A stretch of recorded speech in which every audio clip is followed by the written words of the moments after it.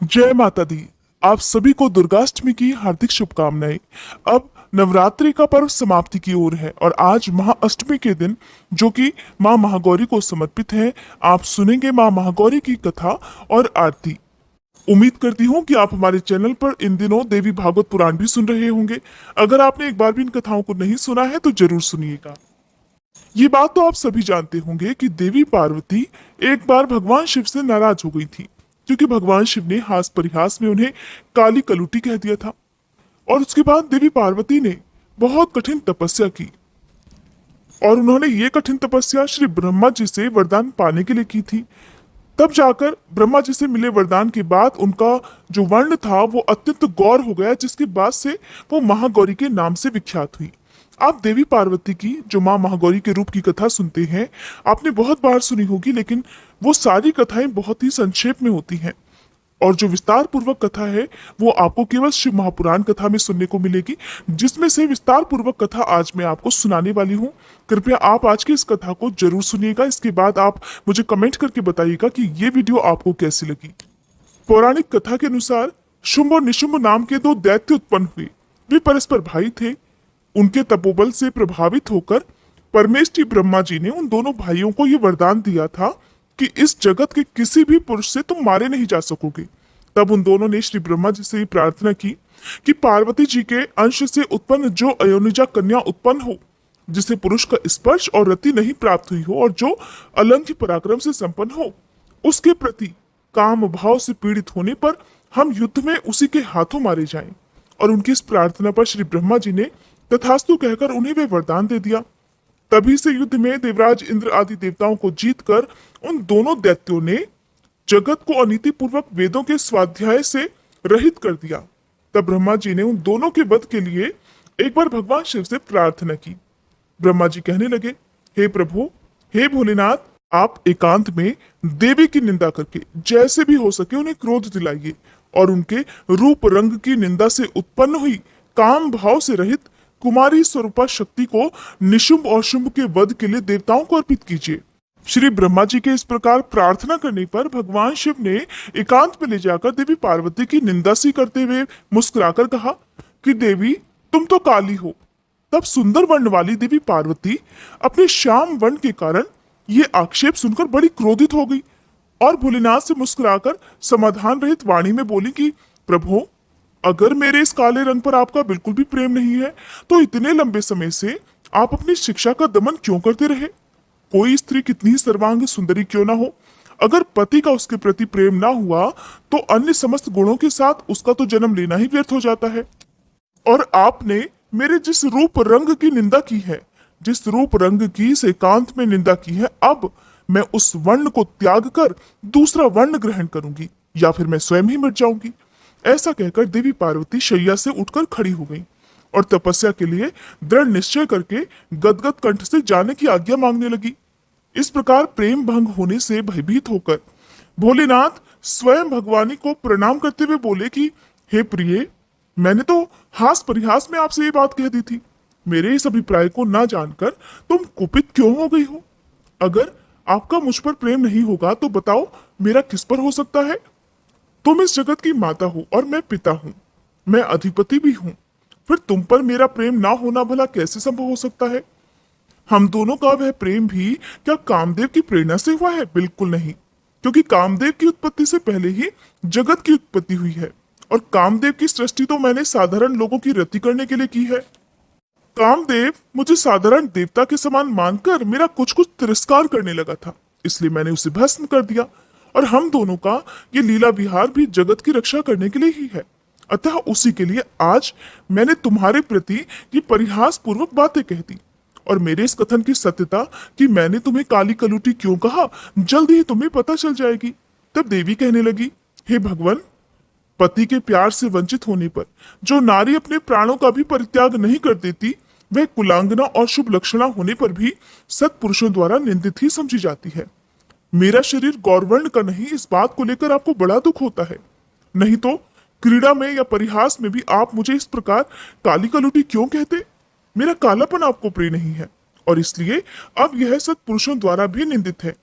अब तपस्या द्वारा इसका त्याग किए बिना मैं यहाँ रह ही नहीं सकती।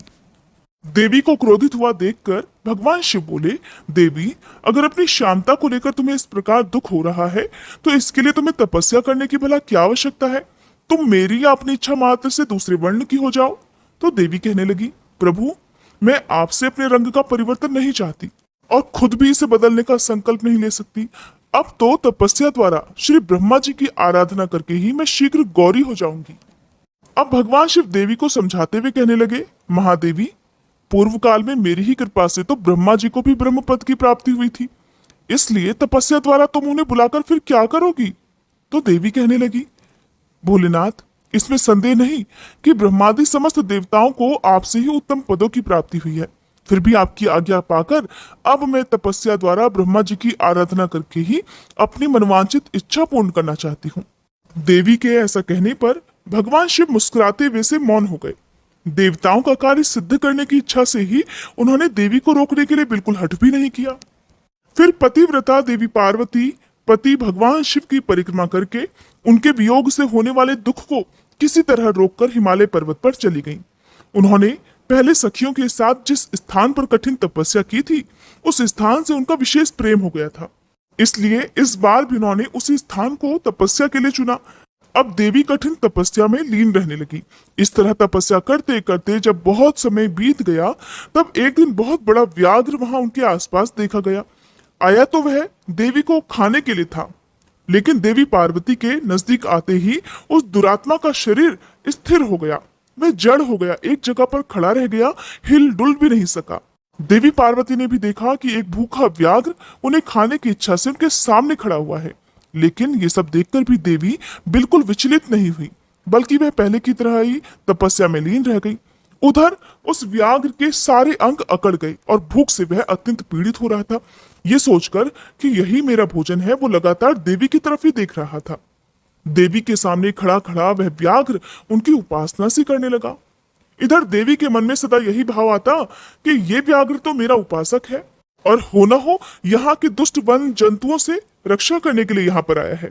ये सोचकर वे उस पर कृपा करने लगी। उन्हीं की कृपा से उस व्याघ्र के तीनों प्रकार के मल तत्काल नष्ट हो गए। फिर तो उस व्याघ्र को सहसा देवी के स्वरूप का बोध हुआ, उसकी भूख मिट गई और उसके अंगों की जड़ता भी दूर हो गई, साथ ही उसकी जन्मसिद्ध दुष्टता भी नष्ट हो गई और उसे निरंतर तृप्ति बने रहने लगी। अब वह देवी के आसपास आने वाले दुष्ट वन जंतुओं को खदेड़ता हुआ उस तपोवन में विचरने लगा। इधर तपस्या में लीन देवी की तपस्या बढ़ी और तीव्र से तीव्रतर होती गई। उनकी इस कठिन तपस्या से प्रसन्न होकर श्री ब्रह्मा जी वहां पधारे। देवी ने उनके योग्य अर्घ देकर उनका स्वागत सत्कार किया। बदले में उनका भी सत्कार और अभिनंदन करके ब्रह्मा जी अनजान की तरह देवी की तपस्या करने का कारण पूछने लगे। बल्कि स्वयं श्री ब्रह्मा जी ने ही तो भोलेनाथ को ऐसा करने के लिए कहा था। जब अनजान की तरह श्री ब्रह्मा जी पूछने लगे तो देवी कहने लगी, हे ब्रह्मा जी, मेरे शरीर में जो ये कालापन है, इसे सात्विक विधि से त्याग कर मैं गौर वर्णा होना चाहती हूँ।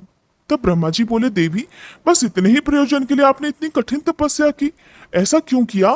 क्या इसके लिए आपकी इच्छा मात्र ही पर्याप्त नहीं थी, या फिर आपकी यही एक कोई लीला है? अगर आपकी ये भी कोई लीला है तो आप इसके द्वारा मेरे एक अभीष्ट फल की भी सिद्धि कर दीजिए। देवी, निशुंभ और शुंभ नामक दो दैत्य हैं, उन्हें मैंने वरदान दे रखा है। इससे उनका घमंड बहुत बढ़ गया है और वे देवताओं को सता रहे हैं। उन दोनों को आपके ही हाथ से मारे जाने का वरदान प्राप्त हुआ है, इसलिए अब देर करने से कोई लाभ नहीं। अब आप क्षण भर के लिए सुस्थिर हो जाइए। आपके द्वारा जो शक्ति रची या छोड़ी जाएगी, वही उन दोनों के लिए मृत्यु हो जाएगी। ब्रह्मा जी के इस प्रकार प्रार्थना करने पर गिरिराज कुमारी देवी पार्वती सहसा अपनी काली त्वचा के आवरण को उतारकर गौर वर्णा हो गई। काली त्वचा में आवरण रूप से त्यागी गई जो उनकी शक्ति थी, उसका नाम कौशिकी हुआ और वह काले मेघ के समान कांति वाली कृष्ण वर्णा कन्या हो गई। देवी की वह मायामयी शक्ति ही योग निद्रा और वैष्णवी कहलाती है। उनकी 8 बड़ी बड़ी भुजाएं थी, जिसमें उन्होंने शंख, चक्र और त्रिशूल आदि आयुध धारण कर रखे थे। फिर देवी ने अपनी सनातन शक्ति को श्री ब्रह्मा जी के हाथ में दे दिया और वही देवी शुंभ और निशुंभ का वध करने वाली हुई। तब ब्रह्मा जी ने देवी को सवारी के लिए एक प्रबल सिंह प्रदान किया, जो कि उनके साथ ही आया था। उस देवी के रहने के लिए श्री ब्रह्मा जी ने विंध्यगिरि पर वास स्थान दिया और वहां नाना प्रकार के उपचारों से उनकी पूजा की। फिर देवी ने श्री ब्रह्मा जी से उस व्याघ्र के लिए भी प्रार्थना की और कहा कि हे ब्रह्मा जी, यह व्याघ्र अब मेरी शरण में आ गया है, इसलिए अब मैं इसका त्याग नहीं कर सकती। इसलिए अब इस व्याघ्र को भी मेरे साथ रहने की ही आज्ञा प्रदान करें। अब देवी गौर वर्ण धारण करके अपने पति के पास अर्थात कैलाश पर्वत की ओर वापस चल दी। भोलेनाथ के पास पहुंचकर देवी ने उनसे कहा कि देव, यह व्याघ्र मैं आपके लिए भेंट लाई हूं, आप इसे देखिए। इसके समान मेरा उपासक दूसरा कोई नहीं और इसने दुष्ट जंतुओं के समूह से तपोवन में मेरी रक्षा की थी और ये तो मेरा अनन्य भक्त है। और जरा देखिए तो, मेरी प्रसन्नता के लिए ये अपना देश छोड़कर भी यहाँ आ गया है।